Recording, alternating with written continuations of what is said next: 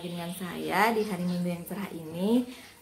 Hari Minggu ini saya tidak ada rencana untuk pergi kemana-mana karena memang suami bekerja, suami piket hari ini. Seperti biasanya, kalau misalnya suami piket, kebiasaan saya adalah nginem seksi gitu. Jadi membersihkan seputaran rumah, membereskan barang-barang yang sudah terbengkalai dan selama seminggu itu tidak tersentuh. Jadi hari ini biasanya saya bersih-bersih gitu. Tapi saya kepikir juga melihat status temen gitu, asam lambungnya kambuh, sakit mahnya kambuh. Saya terpikir membagikan satu resep yang biasanya saya gunakan ketika memang asam lambung saya atau mah saya sedang kumat. Katanya sakit mah atau asam lambung itu sebenarnya tidak ada obatnya karena memang berasal dari pikiran kita gitu. Jadi kalau orang yang kena asam lambung harusnya pola hidupnya yang dirubah gitu. Jadi berpikir secara rileks, happy aja, nikmatin aja yang ada. Semua masalah nggak usah dipikirin, maka asam lambung Anda tidak akan naik. Tapi ketika Anda ada di kondisi dimana satu hal yang membuat Anda kepikiran terus, maka hal itu akan memicu asam lambung dan mah Anda akan kumat, asam lambung Anda akan kumat. Jadi sebenarnya obat dari asam lambung itu katanya adalah dari pikiran. Kalau misalkan pikiran kita happy terus, tidak ada yang dipikirkan terlalu berat, maka Anda dipastikan tidak mengalami sakit asam lambung gitu. Tapi kalau misalnya kita udah terlanjur asam lambung, apa yang kita lakukan ya? Minum obat udah males, karena memang sudah banyak obat yang dikonsumsi dan selama bertahun-tahun tapi ternyata tidak memberikan efek. Nah, kali ini saya akan membagikan resep GSR untuk mengobati asam lambung. Intinya ada dua bahan. Yang pertama saya memakai tempe, yang kedua saya memakai kurma gitu. Khasiat antara tempe dengan kurma itu apa aja sih? Kok bisa menjadi obat asam lambung? Nanti akan saya jelaskan selanjutnya. Kemudian untuk menambah cita rasa, saya kadang-kadang menambahkan gula dan saya menambahkan garam. Kira-kira seperti apa ya resepnya ya? Ikuti saja ya.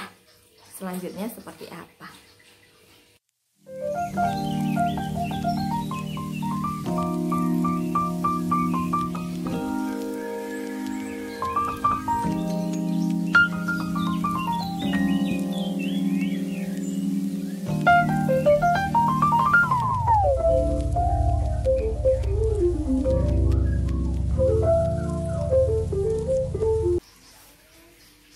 Oke, untuk membuat jus kurma tempe ini sebenarnya kita hanya membutuhkan dua bahan utama, yaitu tempe dan kurma. Kalau saya menggunakan tempe ada 25 potong dadu seperti ini, karena saya suka ketika jus kurma tempe nanti rasanya hampir-hampir sama dengan susu kedelai. Kemudian untuk kurma, bagi Anda yang suka manis, Anda bisa menambahkan 5 kurma. Tapi kalau Anda kurang suka manis, Anda bisa mengurangi menjadi 3 kurma. Tapi aturannya tetap sama. Ketika kita mengkonsumsi kurma harus dalam hitungan ganjil gitu. Karena nanti akan berbeda khasiatnya antara kurma dengan hitungan genap dan dengan hitungan ganjil. Kalau misalnya Anda suka kurma tapi Anda ingin rasanya agak sedikit manis dari gula, maka Anda bisa menambahkan dengan gula, tapi gulanya adalah gula rendah kalori gitu. Kemudian Anda bisa menambahkan garam juga. Saya menggunakan garam Himalaya karena memang setiap masakan ketika ditambahkan garam nanti rasanya akan berbeda menjadi lebih enak. Kemudian bahan selanjutnya adalah air putih.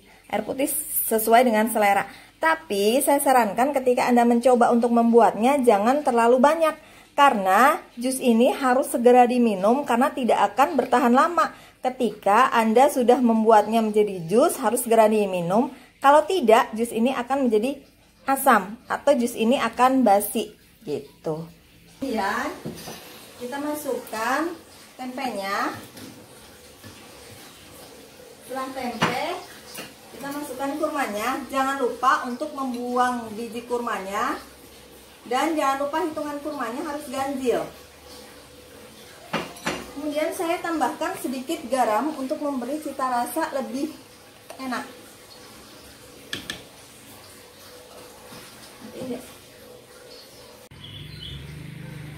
Setelah semuanya masuk menjadi satu, maka kita siap untuk memblender.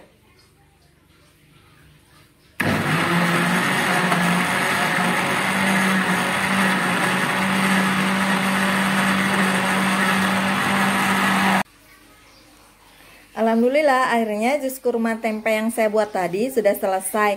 Dan jangan lupa untuk cepat minum jus kurma ini dan dihabiskan, karena jus kurma tempe ini tidak bertahan lama. Jadi ketika sudah kita buat, tidak bisa kita diamkan terlalu lama, nanti akan menjadi basi. Jus kurma tempe sudah selesai. Minuman menyehatkan dan baik untuk saluran cerna, serta bisa menjadi alternatif ketika kita mengalami sakit asam lambung atau sakit MAH. Selamat mencoba ya, semoga bermanfaat.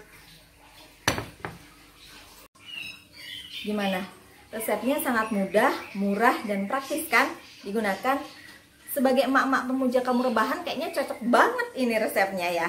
Jadi bisa digunakan sebagai alternatif ketika kita sudah mulai bosan atau jenuh untuk mengkonsumsi obat yang bertahun-tahun kita minum tapi belum ada efeknya.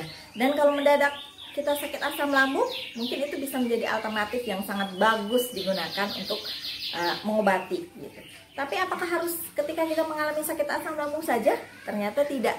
Jadi perpaduan antara tempe dan kurma itu sangat bagus karena bahan prebiotik dan bahan biotik dijadikan satu gitu.